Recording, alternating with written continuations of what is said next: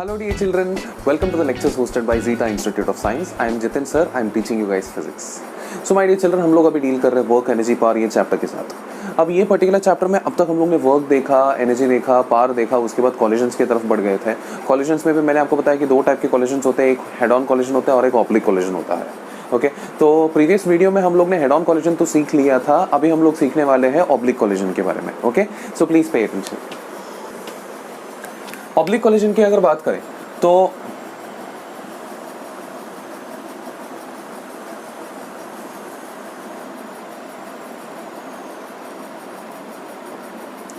मान लीजिए एक बॉडी यहां से ऐसे आ रही थी, ओके, दूसरी बॉडी जो है ना यहां से ऐसे आ रही थी, दोनों ने आके टकराया, एक पर्टिकुलर पॉइंट पर टकराया, उसके बाद दो अलग अलग डायरेक्शन में जा रही है। सो टकराते वक्त लेट मी से वो बॉडी ना दिखने में कुछ इस तरह दिखेगी। ये रहा फर्स्ट बॉडी, सेंटर को ट्रैक कर रहे हैं ना हम लोग।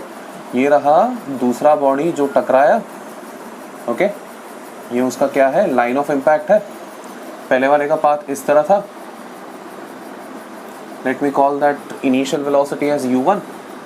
दूसरे वाले का पाथ लेट मी से वो ऐसे आ रहा था, let me call the initial velocity of the second body as u2। Okay, so पहले वाले का जो एंगल है let me call it as α1, this one α2। Okay, α1 α2।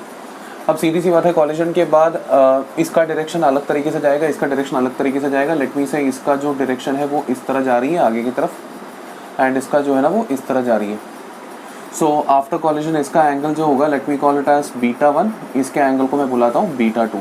So alpha is the angle before, angle made with horizontal या फिर angle made with the line of impact before collision, and beta is the angle made with the line of impact after collision. Okay, so this line is called as line of impact. मैं LOI करके उसको लिख लेता हूँ। अब सीधी सी बात है यार, आप तो अच्छे से जानते हो कि लाइन ऑफ इम्पैक्ट के थ्रू ही फोर्स एग्जर्ट होती है। तो जैसे कि आपको पता है, जब भी कोई दो बॉडीज कोलाइड करते हैं तो इस पर्टिकुलर ये जो लाइन है, this line is called as line of impact. ये लाइन ऑफ इम्पैक्ट पे ही पहला बॉडी दूसरे को फोर्स देती है, दूसरा बॉडी पहले को फोर्स देती है। लेकिन लाइन ऑफ इम्पैक्ट से जो परपेंडिकुलर एक्सिस होता है, जिसको हम लोग कॉमन टेंजेंट बोलते हैं, कॉमन टेंजेंट के अलोंग कोई भी फोर्सेस एग्जर्ट नहीं करते हैं। Line of impact, common tangent, इनके बारे में मैंने आपको इसके प्रीवियस वीडियो में जहाँ पर मैंने हेड ऑन कॉलिजन सिखाया था, वो वीडियो पर मैंने एक्सप्लेन किया था। सो काइंडली मेक श्योर कि ये वीडियो देखने के पहले वो वीडियो आप लोग ने देख लिया होगा, तब जाके ये वीडियो पे और बेटर अंडरस्टैंडिंग मिलेगा। क्योंकि प्रीवियस वीडियो इज स्टेज 1, ये जो है उसी का स्टेज 2 समझ लीजिए। ओके, सो कंटिन्यूटी के लिए आई वुड रादर सजेस्ट कि प्रीवियस वीडियो देख लीजिए, जहाँ पर मैं आपको हेड ऑन कॉलिजन के बारे में सब कुछ सिखा चुका हूँ। ओके, एनीवे कमिंग बैक, यहाँ पर लाइन ऑफ इम्पैक्ट, ये रहा लाइन ऑफ इम्पैक्ट। फोर्स जो एग्जर्ट होती है लाइन ऑफ इम्पैक्ट से ही एग्जर्ट होती है। ओके, तो अब यहाँ पर ये जो जा रही है इसके वेलोसिटी को मैं v1 बुला लेता हूँ, ये जो जा रही है इसके वेलोसिटी को मैं v2 बुला लेता हूँ। अब एक बात जरूर ध्यान देना, फोर्स जो मैंने आपको थोड़ी देर पहले बताया उसी चीज को लिख रहा हूँ। Force is exerted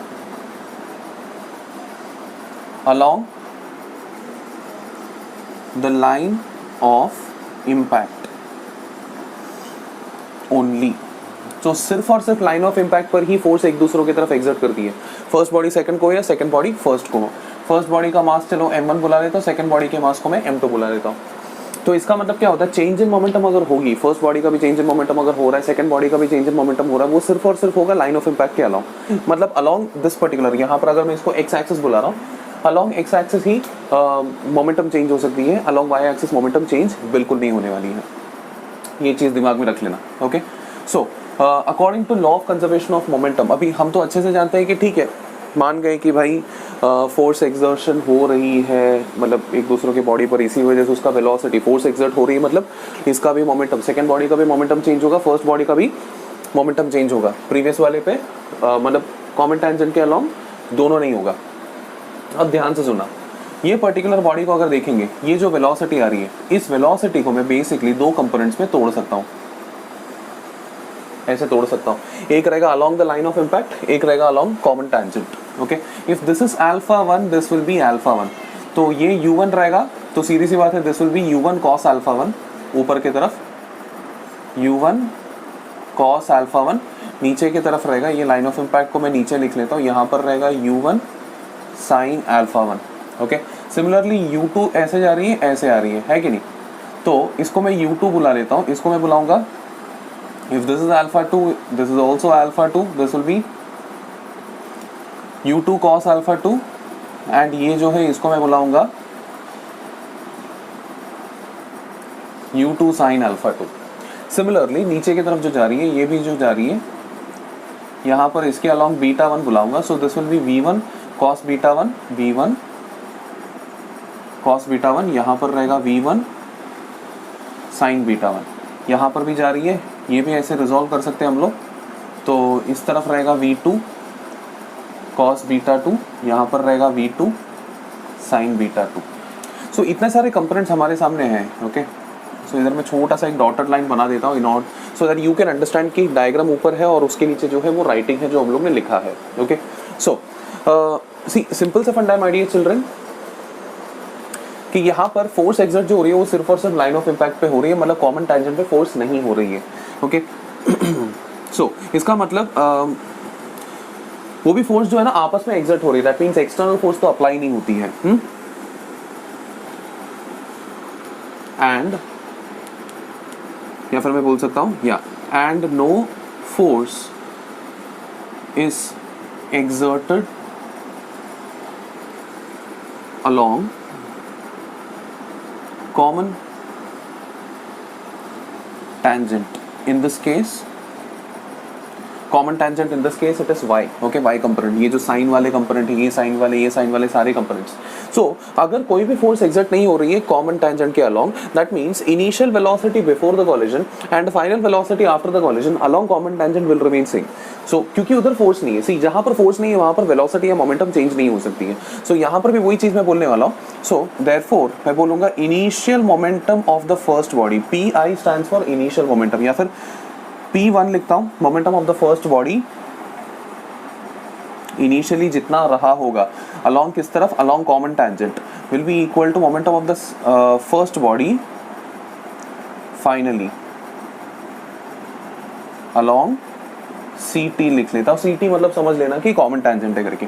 so initial momentum of the first body, momentum किधर है, एक मतलब ये u वेलोसिटी है तो मास इनटू वेलोसिटी हो जाएगा, लेकिन along common tangent is like only sine. So this is nothing but m1 u1 sin alpha 1, ये होगा initial momentum of the first body along common tangent. Similarly final momentum of the first body मतलब यही body का final momentum along common tangent मतलब नीचे की तरफ, that will be m1 v1 sin beta 1। m1 और m1 कैंसिल हो जाएगा, आपके पास एक एक्सप्रेशन बचेगा u1 sin alpha 1 sorry u1 sin alpha 1 will be equal to v1 sin beta 1। ये एक्सप्रेशन दिमाग में रख लीजिए, कभी भी यूजफुल हो सकती है। मैं आपको इस पर्टिकुलर वीडियो में डिफरेंट एक्सप्रेशंस देने वाला हूं जो आप लोग वाइल सॉल्विंग आपके लिए यूजफुल हो सकती है। तो वाइल सॉल्विंग ये एक एक्सप्रेशन यूजफुल हो सकती है। अब जैसे हम लोग ने फर्स्ट बॉडी के लिए देखा, मैं बोलूंगा सिमिलरली सेम लॉजिक में सेकंड बॉडी के लिए भी तो देख सकता हूं ना। जस्ट P1 की जगह पे मुझे क्या लिखना है, P2 लिखना है, इनिशियल और फाइनल। सो सेकंड बॉडी के लिए इनिशियल मोमेंटम पे क्या होता है, ओनली कॉमन टेंजेंट के अलोंग। सो ये m1 की जगह पे क्या आ जाएगा, m2 आ जाएगा, u1 की जगह पे u2 आ जाएगा, साइन अल्फा 2 आ जाएगा, बस 1 की जगह पे हर जगह क्या आ जाएगा, 2 आ जाएगा। सो m2 v2 साइन बीटा 2 रहेगा, साइन बीटा 2 रहेगा। नेक्स्ट एक्सप्रेशन m2 कैंसिल हो जाएगा, यहाँ पर जो बचेगा ये तुम्हारे लिए सेकंड एक्सप्रेशन है। सो एक और एक्सप्रेशन आपके दिमाग में आपके लिए ये रहा, u2 sine alpha 2 is equal to v2 sine beta 2। Okay, चलो ठीक है, इतना एक्सप्रेशन अपने सामने है। अब आगे बढ़ते हैं। कॉमन टेंजेंट के अलावा हम लोग ने देख लिया, साइन कंपोनेंट्स का एक्सप्रेशन देख लिया। अब बचता है कॉस कंपोनेंट में दैट इज अपना लाइन ऑफ इम्पैक्ट वाला component. So line of impact वाले सेक्शन में अभी सीधी सी बात है, इन्होंने यहाँ पर क्लियरली बता दिया है कि भाई फोर्स आपस में एक्सर्ट हो रही है, लेकिन एक्सटर्नल फोर्स नहीं आ रही, इंटरनल फोर्सेस ही आपस में एक्सर्ट हो रही है। हम लोग ने सीखा है कि according to law of conservation of momentum अगर कोई एक्सटर्नल फोर्स एक्ट नहीं हो रही है तो उस टाइम पर मैं law of conservation of momentum का प्रिंसिपल अप्लाई कर सकता हूं, दैट इज द सिस्टम का total momentum is going to remain constant. मैं बोलूंगा since the net external force is zero, net external force zero होने की वजह से मैं बोल सकता हूं change in momentum is zero, या फिर total momentum of the system initially जो था that will be equal to total momentum of the system finally ये चीज़ तो आप जानते हो।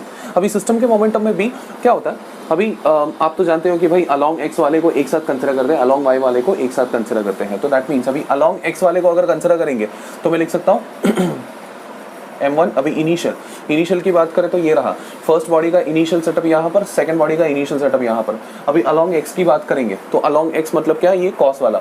सो M1 U1 cos alpha 1 plus ये रहा M2 U2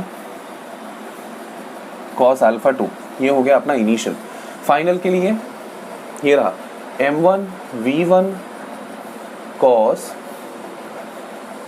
beta 1 plus M2 V2 cos beta 2। So ये एक्सप्रेशन आपके लिए इंपॉर्टेंट रहेगा when you are considering law of conservation of momentum. This is also one equation, let me call it as equation number 3। इसके अलावा एक और equation आप लोग यूज कर सकते हैं, ये साइन वाले का इक्वेशन। साइन वाले में भी सेम स्टोरी अप्लाई होती है। सो इनिशियल मोमेंटम जितना होगा उतना ही होगा फाइनल मोमेंटम, ये चीज़ भी आप दिमाग में रख लीजिएगा। सो यहाँ पर ये और ये दोनों का addition will be equal to ये और ये दोनों का एडिशन। ओके, सो फाइनल में भी सेम स्टोरी, बिकॉज कोई एक्सटर्नल फोर्स उसके ऊपर एक्ट नहीं हो रही। ओके, तो ये बेसिक तीन एक्सप्रेशंस, एक ये u1 sin alpha 1 is equal to v1 sin beta 1, u2 sin alpha 2 is equal to v2 sin beta 2, and then ये बड़ा वाला एक्सप्रेशन। ये तीन एक्सप्रेशंस आपके दिमाग में रहेंगे तो आप इसी में अप्लाई कर सकते हैं, मतलब सिचुएशंस आने पे यही इक्वेशंस यूज करके आप लोग आगे बढ़ सकते हैं। अब ऑब्लिक कॉलिजन में अगर आपको कोएफिशिएंट ऑफ रेस्टिट्यूशन इस्तेमाल करने की जरूरत पड़े, जैसे कि हम लोग ने देखा हेड ऑन कॉलिजन में एक law of conservation of momentum हम लोग इस्तेमाल करते थे, उसके अलावा कोएफिशिएंट ऑफ रेस्टिट्यूशन भी इस्तेमाल करते थे। सो कोएफिशिएंट ऑफ रेस्टिट्यूशन अगर आपको याद होगा तो वो हमेशा लाइन ऑफ इंपैक्ट, मतलब इनिशियल वेलोसिटी भी लाइन ऑफ इंपैक्ट पे रहती थी, फाइनल वेलोसिटी भी लाइन ऑफ इंपैक्ट में रहती थी।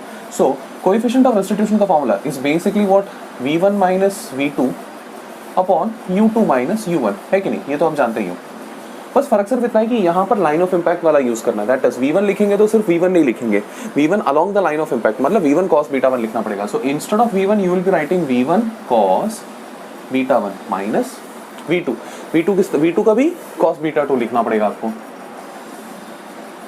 v2 cos beta 2 upon u2 के लिए भी आपको cos कंपोनेंट लिखना पड़ेगा, cos alpha 2 minus u1 cos alpha 1।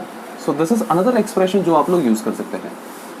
सो जैसा डेटा दिया रहेगा आपके सामने, वो डेटा के अनुसार आप लोग डिसाइड करेंगे कि भाई कौन सा एक्सप्रेशन यूज करना है, ये वाला यूज करना है या फिर ये वाला यूज करना है या फिर ये वाला यूज करना है या फिर ये वाला यूज करना है। अब तक तो मैंने आपके सामने 4 एक्सप्रेशंस दिए हैं।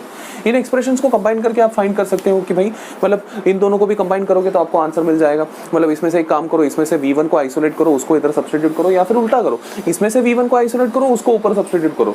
v1 को सब्स्टिट्यूट किया तो v2 मिल जाएगा, v2 को सब्स्टिट्यूट किया तो v1 मिल जाएगा, जैसे हम लोग ने पिछले वीडियो में किया था हेड ऑन कॉलिजन के लिए। सेम टू सेम यहाँ पर आपको रिपीट करना है।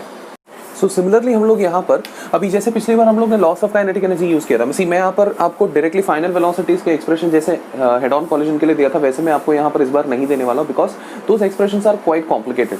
हम लोग एक सिंगल एक्सप्रेशन बनाने की कोशिश करेंगे that will be very difficult. So उससे अच्छा मैं सजेस्ट करूंगा कि भाई आप लोग ये इक्वेशन दिमाग में रखो, जैसे सिचुएशंस आएंगे उसके हिसाब से वैल्यूज डालो, 2 इक्वेशंस बनाओ और दोनों इक्वेशंस को साइमल्टेनियसली सॉल्व करो या फिर सब्स्टिट्यूट करके आंसर निकाल दो, योर विश। नाउ यहाँ पर मैं आपको जो फॉर्मूला एक दे सकता हूँ, बहुत ही सिंपल सा फॉर्मूला है। पिछली बार याद है लॉस ऑफ काइनेटिक एनर्जी के लिए हम लोग ने फॉर्मूला निकाला था, वो फॉर्मूला याद करने की कोशिश कीजिए। Loss of kinetic energy was basically half mu you relative square 1 minus E square. So half mu की जगह पे लिखूंगा मैं m1 m2 upon m1 plus m2 multiplied by u relative was u1 minus u2। सिर्फ वहां पर एक change करना है, जहां पर भी आप u1 माइनस u2 या फिर u1 लिखते थे, जैसे कोएफिशिएंट ऑफ रेस्टिट्यूशन में जहां पर आप u1 लिखते थे, u1 की जगह पे अभी आप लिख रहे हैं u1 cos alpha 1, because you are writing only that component which is along the line of impact. Similarly जहां पर भी u2 लिखेंगे उसकी जगह पे लिखेंगे u2 cos अल्फा 2। तो यहां पर भी u रिलेटिव में आप क्या लिखेंगे, u1 cos alpha 1 minus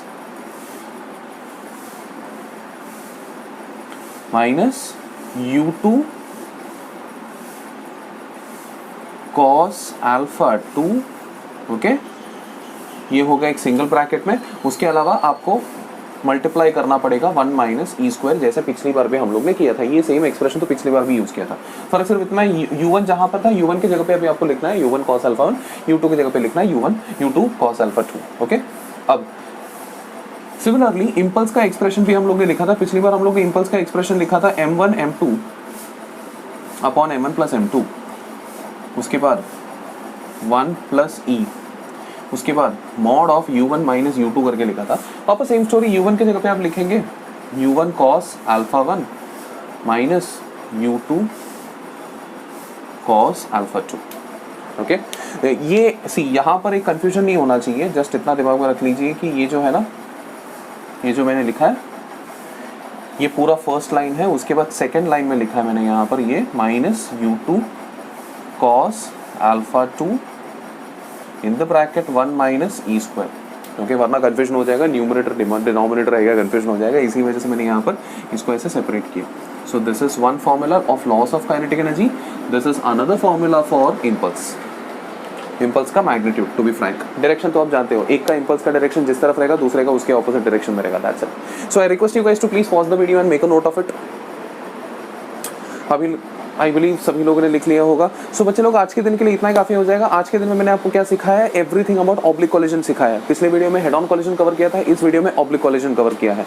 oblique collision में भी आप पूछोगे सर इलास्टिक इनइलास्टिक का कॉन्सेप्ट नहीं है यहाँ पर। यस बच्चे लोग है, सी ई जहां पर भी आपको दिखाई दे रहा है, ई अगर इनइलास्टिक है तो ई का वैल्यू दिया रहेगा, अगर इलास्टिक है तो ई का वैल्यू 1 बाय डिफॉल्ट अज्यूम कर लेना, अगर परफेक्टली इनइलास्टिक है तो ई का वैल्यू 0 अज्यूम कर लेना। जैसे मैंने ये चीजें मैंने पिछले वीडियो में एक्सप्लेन किया था। तो ये ई वाला फॉर्मूला हमेशा जनरलाइज्ड फॉर्मूला होता है, वो फॉर्मूला दिमाग में रख लीजिए, उस पे ई का वैल्यू 1 0 या any value between 1 and 0 as per the question आप लोगों को सब्स्टिट्यूट करना है, देन उसके बाद आगे बढ़ना है। आई बिलीव इतना क्लियर है आप लोगों के लिए। सो माय डियर चिल्ड्रन, आज के लिए इतना काफी हो जाएगा। So this is Jitin sir, teaching for Zeta institute of science. See you next time, bye bye, take care.